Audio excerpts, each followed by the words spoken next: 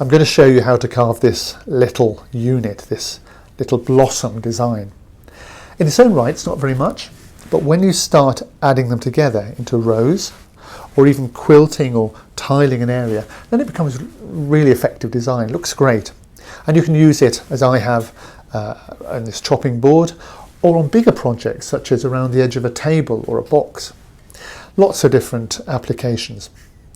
One of the important things that I'll show you is how the repeat cut makes this design, and then the repeat design makes the overall effect. I hope you enjoy it and have fun. Here's my practice wood, something easy to carve. I've drawn out a series of squares, so each side is equal, parallel to the edge here, so I'm able to set off like this. And each unit is separated from the next one by just a little gap, about 1/8 of whatever the unit is. Then I've made a diagonal and a cross, so I found the centre. So there's my plan for the actual drawing out a square with diagonals and crosses. Now the first thing I'm going to do is outline the actual square itself. So I'm coming inside the line, like so, right up to the line. I'm going to do this one as well here. This is a low angle grip. You could, a high angle grip, drop down here like this, rather. This is a low angle grip here. So I'm inside the line on both sides. So I go across the grain first, up to the line. Then I'm going to go along the grain carefully.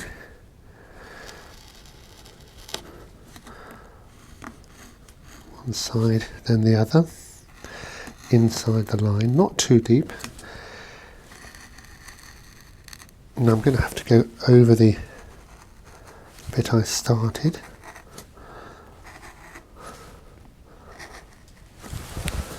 On this way. So I've made an outline equally all the way around. The next stage really is to put the boss in the middle. Now I'm using a tool which is slightly not a semicircle. So number 9 would be a semicircle. This is a number 8, and that'll give us a little bit more of a chance to make this little button in the middle. So I'm estimating where this will go. I stab it in, and we come round like so, picking up each corner. So stab in, lift the corner, move it around, stab in, lift the corner, move it around, stab in, and so on. And if I'm repeating these, I'd probably do the same movement each time. What you don't want to do at this stage, or any stage, is to lever like this. This will pop this button out. So, having got that worked round, you can take some of this wood away like this. This is all going to be waste wood. So just take some of that away. And if necessary, you can just strengthen that a little bit here. And then here's a bit where we try and shape the boss. So I'm coming in really low now, and I can take off a little bit from the side, either side here, and then from around about the centre line I come forward and I lift the handle up and I arch it down like that into the initial stab cut. And on this side, like that. Now I've still got a little bit of the top left, so I can try coming this way, and if it's a semicircle, or nearly, I should be able to come over this way and this way, and the result is a circle like this, and you should be able to put your tool in and go completely around in that initial stab cut. Now sometimes there's a little bit left, and what I would do is I wouldn't fret that, but later on I would come round and then just with a little tool I just skim that off like so. So I'd go along and do all the bosses, all the centre bits first.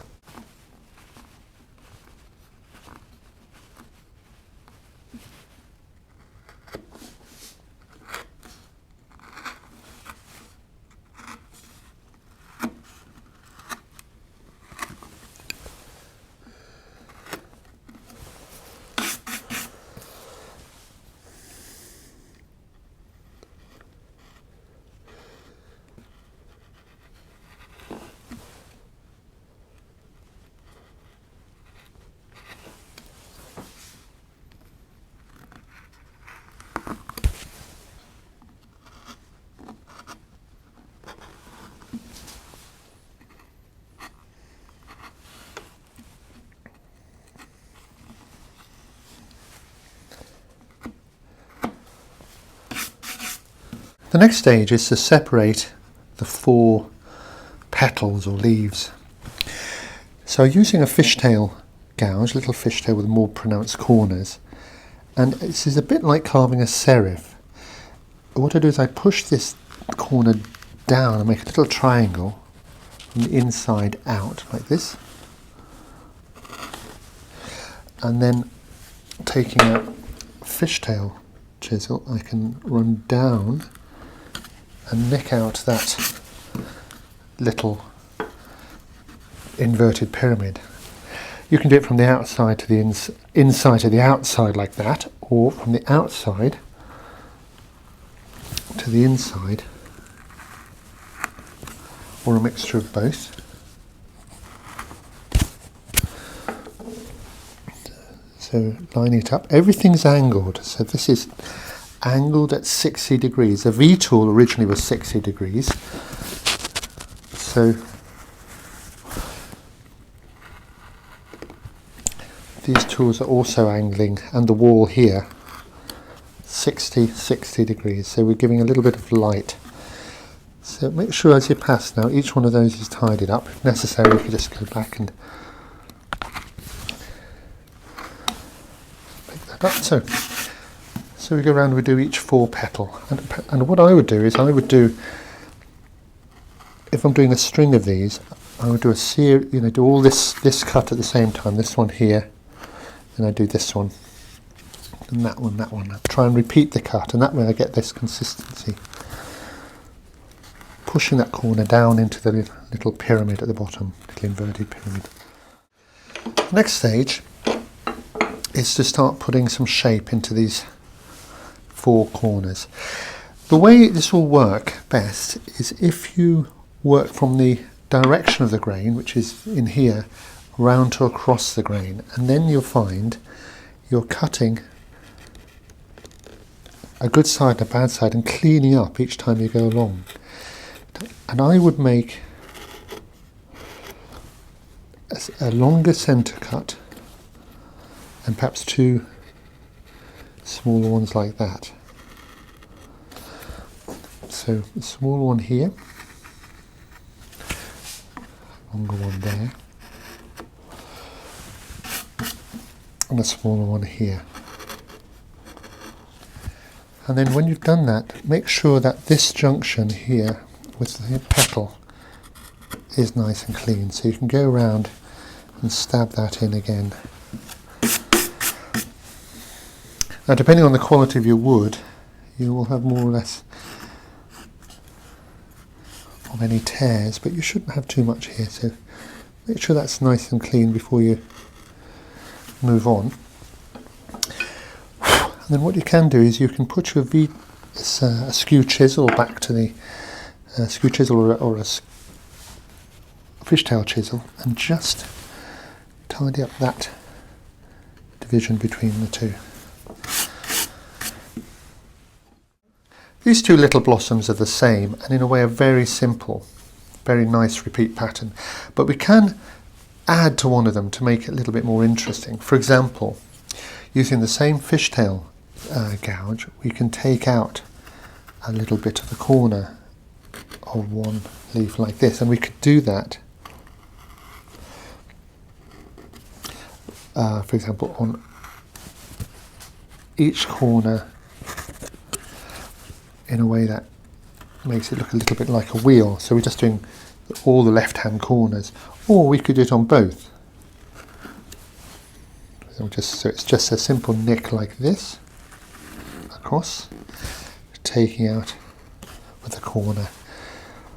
So that would be one little thing you could do, your choice of one side or both sides. Already that looks different from this one. Another thing we could do, we could emphasize this little corner here with a triangular punch, sliding it down the wall and deepen that shadow there. It's probably worth doing this anyway. This is a little bit of emphasis. And we can make a little bit more of this middle by stabbing this way, separating it each petal even more. And then we could take a tiny little punch like this, it's really just a nail, and you put it right in there where that cut just meets the middle boss, and stab that down, punch that down, and you'll find it'll just push in. That gives you a little bit more of an emphasis there.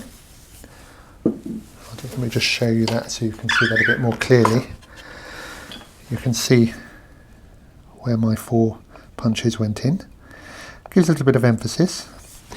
And then lastly, one other thing you could do is make something of this middle leaf. This is a bit plain. You could just make a little line like this. So from the initial basic shape, you can start, you could even add a little bit more with that little stab cut. You can just sort of play around and see what you can get. You could even try to texture this middle bit as well. But there you go. You make some decisions about how you might change from that to that. And practice a few times, and then you're off onto your project itself.